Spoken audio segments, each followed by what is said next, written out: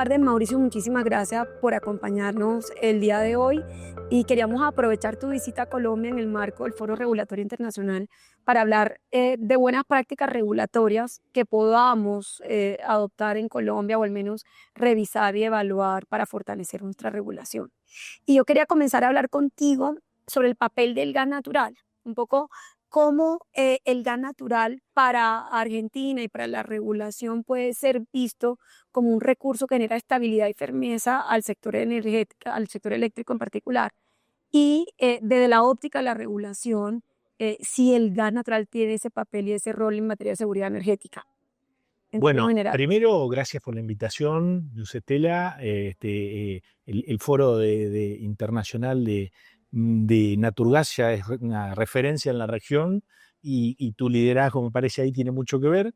Yendo a tu pregunta, yo creo que el desarrollo en Argentina pasamos de muy malas prácticas que nos llevaron a una situación muy compleja desde el punto de vista del abastecimiento a, bueno, corregir esos errores con gobiernos que tenían distintos enfoques, algunos gobiernos con mayor intervención, que empezaron con contratos directamente del Estado con la industria para tratar de promover mediante precios altos, que después algunos gobiernos pasaban a las tarifas y otros no. Yo creo que los que no pasaban esos costos a las tarifas de los usuarios empezaron a generar problemas fiscales, problemas macroeconómicos. No es algo sano.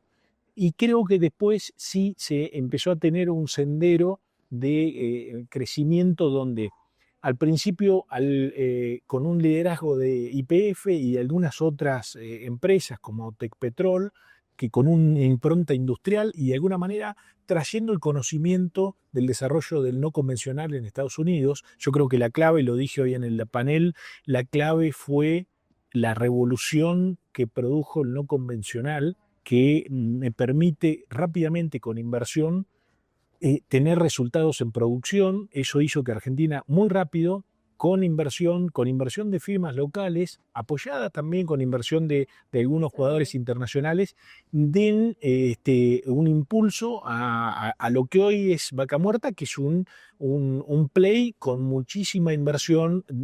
Las empresas argentinas, las petroleras argentinas han crecido mucho, operan, hay jugadores internacionales que muchas veces dejan operar a los locales o en algunos casos tienen también operación local, pero se ha generado un entorno al mismo tiempo de empresas de servicios petroleros que se han vuelto muy competitivas, ¿sí? Y eso permitió hoy en día que los grandes players salgan de la explotación convencional y esas pequeñas explotaciones convencionales hoy sean pequeñas petroleras que se forman de lo que eran antes empresas de servicios petroleros.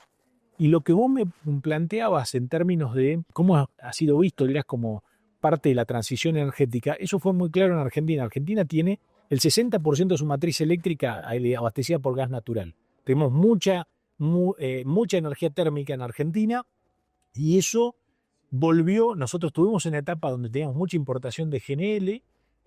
Hoy el GNL sirve como un pulmón para el invierno, que aumenta mucho el consumo doméstico y sirve para ahorrar inversiones en transporte, pero ese impulso permitió que el gas hoy, junto con cómo están avanzando las energías renovables, no choquen con las energías renovables, sino que hoy es la firmeza, es la complementariedad, y no solo a nivel nacional, porque muchas veces nosotros tenemos con Brasil un complemento en el trabajo en el sector energético que hace que en los veranos Argentina importa energía eléctrica de Brasil y Brasil en los años de poca agua, Brasil tiene un sector eléctrico muy basado en la hidroelectricidad. En esos años Argentina soporta con exportaciones de energía eléctrica a Brasil, muchas veces con gas local, con GNL, y esa complementariedad, esa idea de ese vínculo con los vecinos, con los países, para ese intercambio. Permite garantizar la seguridad dependiendo también del tema de la Es importante y el gas ahí es actor de primer nivel. Y desde el aspecto regulatorio, ¿hay algunos puntos que tú quieras resaltar, algo que tú recuerdes que te llama la atención en su momento para generar esa confianza inversionista que trajo esa unión de inversión con las compañías locales para desarrollar en este caso vaca muerta. Entonces, si tienen algunos aspectos puntuales desde el punto de vista regulatorio que hayan promovido esa confianza inversionista. Mira, te digo, primero, ya sea con el Estado de contraparte o con los privados, ahora en esta etapa de la nueva administración hay un impulso a que los privados contractualicen y lleven adelante las inversiones, tanto en esa primera etapa como en esta, y me parece que la idea de los contratos de largo plazo, de que haya una perspectiva a largo plazo para el inversor, en una primera etapa con lo que se llamó el Plan Gas, que eran contratos del Estado de abastecimiento de gas, que después el Estado abastecía al sector eléctrico y a la distribución de gas. Después eso fue cambiando en los distintos gobiernos, fue bajando el precio, como lo hubiera hecho el mercado, también primero con precios muy altos y que impulsaba el desarrollo, y después los precios fueron de alguna manera bajando y dándole al usuario, al consumidor, precios más bajos. Y además un punto importante que ahora el actual gobierno, la actual administración, que es muy pro mercado, aún así ellos tienen un programa que se llama RIGI, es un régimen de incentivo a las grandes inversiones, que para las inversiones de más de $200 millones hay bajas de impuestos, se baja el impuesto a las ganancias o a los réditos, y eso con cierto esquema de protección a la inversión, arbitrajes. Eso está impulsando muchas inversiones, sobre todo también en competitividad. Exactamente, competitividad, infraestructura para hacer gasoductos también. Eso está, ahora hay un proyecto de Transportadora Gas del Sur de $700 millones para ampliar el transporte de vaca muerta a Buenos Aires, y eso está dinamizando la inversión. Hoy tenemos el desafío de llevar gas también a Brasil, a la industria de Brasil, que en eso está trabajando también parte de la industria. Mauricio, ¿cómo balancear esa urgencia climática frente a la necesidad que tenemos de tener un suministro confiable y seguro? Yo creo que el sector petrolero está hoy cada vez más consciente de ese manejo moderno, del cuidado ambiental. Si uno ve las prácticas en los campos, son muy cuidadosas del medio ambiente. En términos del gas también hay mucho cuidado, hay un uso, por ejemplo, del gas asociado que se usa en muchos casos para la generación eléctrica en el yacimiento. Creo que hay una conciencia muy importante y, como te decía anteriormente, la conjunción del gas natural con las renovables, yo no veo que ahí haya un conflicto. Hay una complementación y eso lo vemos en Argentina, en el sector eléctrico. Hoy el gas robustece la seguridad energética de Argentina y las renovables tienen su espacio y va trabajando de la mano hacia esa transición energética. Yo he podido construir con fundamento en lo que acabas de exponer una frase que yo creo que es muy significativa.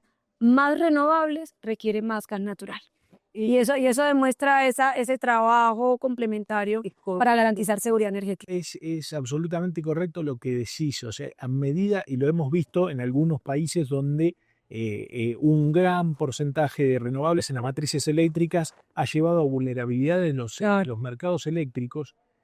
Y el seguro contra eso es el gas natural, es la firmeza de la garantía térmica. Y justamente para poder avanzar, como bien vos decís, en mayor inversión en renovables, se necesita tener una firmeza en el gas natural. Cerremos con una pregunta en tu experiencia y trayectoria, Mauricio.